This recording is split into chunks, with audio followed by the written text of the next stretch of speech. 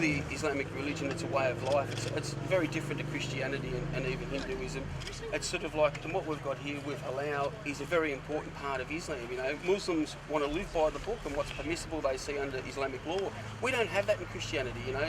Those sort of things that were in the Old Testament that Christians would have seen back in the old days, they've sort of moved on from that sort of thing. So it's a very different way of life. And it's not just sort of halal expo, but or the halal, what happens in the halal industry, but Sharia law more broadly.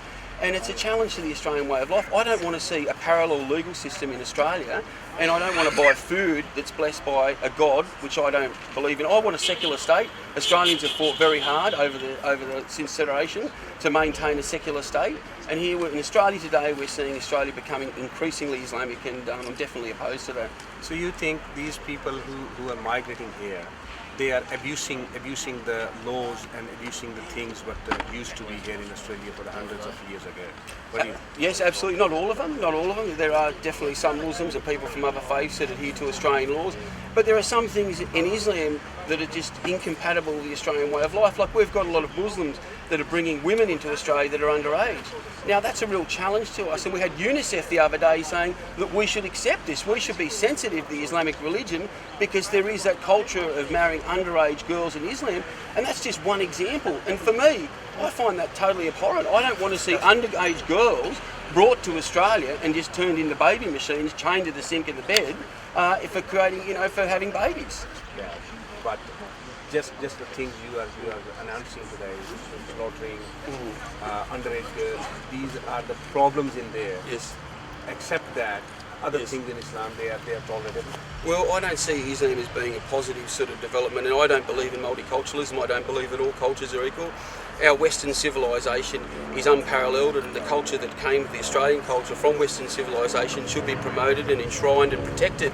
And yeah, multiculturalism, that sort of mentality that all culture is equal, it's definitely not. There are lots of things in Islam that I find untenable to the Australian way of life and a challenge. We've got all these people that are in prison at the moment that are locked up on terror charges. We saw Man Monos, what he did at the Lint Cafe. We saw Farhad Jabbar last year at Parramatta Mosque, and he was sort of like the radical teachings at Hezbollah Tahrir. And what does the government do? They talk about a de-radicalisation program, which is insane. You can't de-radicalise an ideology that is radical and preaches jihad. How can you separate those two? And we saw with Farhad Jabbar and Noonan Haidar in Victoria at the police station down there at Endeavour Hills, where he tried to stab 2 police officers and he had an ISIS flag on him. So where do we, it's a real conflict of interest for Muslims too, because it's a cultural divide. How do they fit into the Australian society when they see women down the beach wearing bikinis, drinking beer? It's a real challenge, and I can understand how a lot of Muslims would find it difficult to assimilate into our way of life, just as I wouldn't go to the Middle East because I could not assimilate into their way of life. And that's where the parallel society, legal system and way of life is being developed in Australia under the umbrella of multiculturalism. It's all communities, and there's lots of criminals out there that are Australians too, but I think definitely the Muslims are overrepresented in crime statistics, and the government stats support that. But unfortunately, the government will not give us a breakdown on ethnic crime by ethnicity. It's only where people are born. So a lot of these people that are committing crimes in Australia today, they're under the government's sort of like statistics, they're seen as Australians, but their ethnicity is not Australian. What do you think about those people? I know many people who are doctors, engineers, and they're participating. They are from Hindu, Muslim, Sikh, yes, Christian, Jewish, different religion they believe. Yes. As they work in Australian society as doctors, engineers, they are cab drivers, they are security guards, they do banking, different yes, professions.